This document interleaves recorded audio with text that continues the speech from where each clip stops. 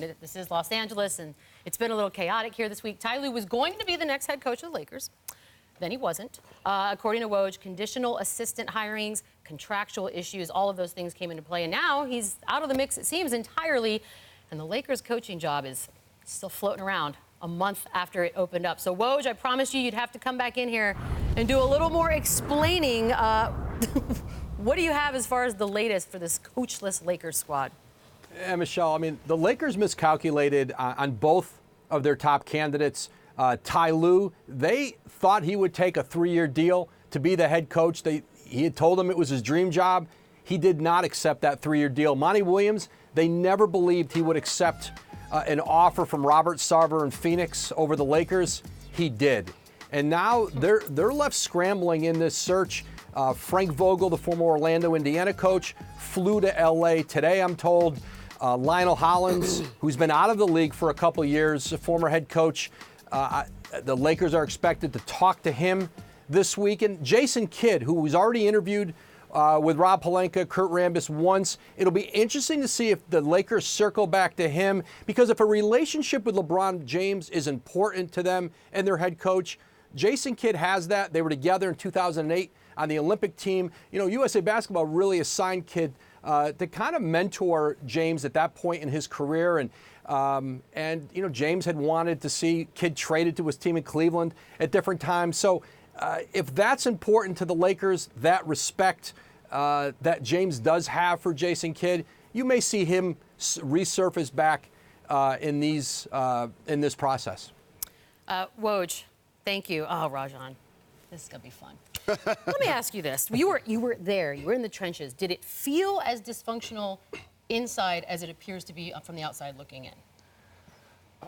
Towards the end of the season, maybe. But, you know, obviously no one expected to happen what happened with Magic the last game of the season. The timing we thought was off. But, you know, like I said, no one had a clue. But it wasn't as bad. We still were trying to fight, obviously. Within a month out, we were out of the playoffs. But we still had pride. We still played with heart. And things didn't work out this year. Are you interested in coaching? I mean, do you want the job? You want the job. You want to do He's still playing. What you talking about? No, it's there. You can do both, like a player coach. They already got a player coach. Wow.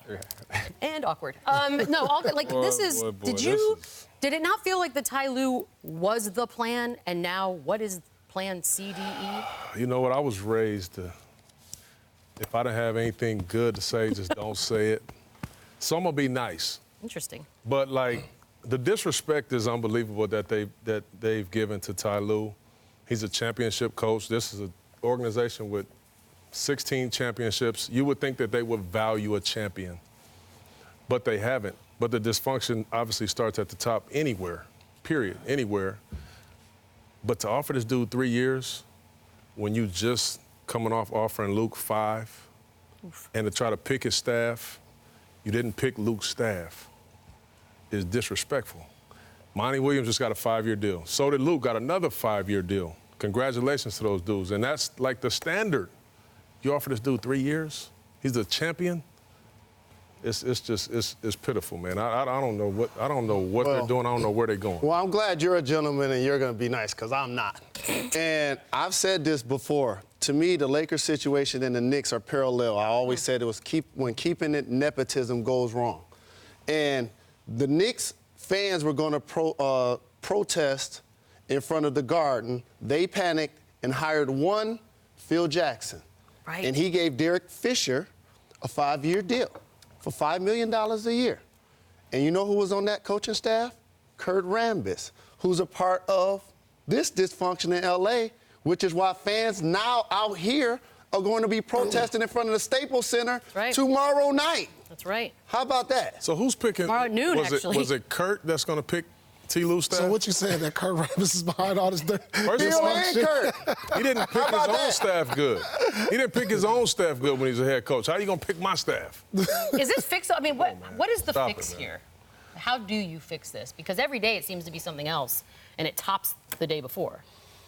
You know what? I'm not sure if there's a quick fix here. So I think you know, with the draft coming up, I'm not sure you have to have a coach in before the draft, but definitely before Summer League. You got to have somebody in there who can bring in the young guys and start working towards next year.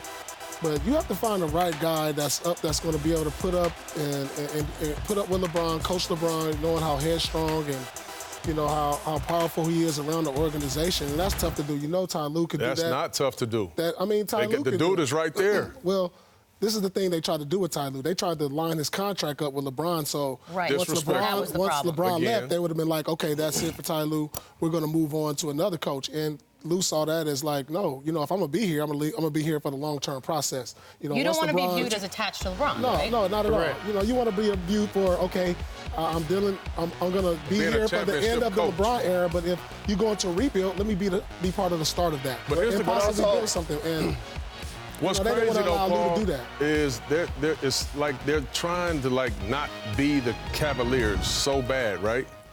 They're other than the Warriors. The other 29 teams in the league would love to be the Cavs. 4 times straight to the finals and win a chip. When is it not about chips?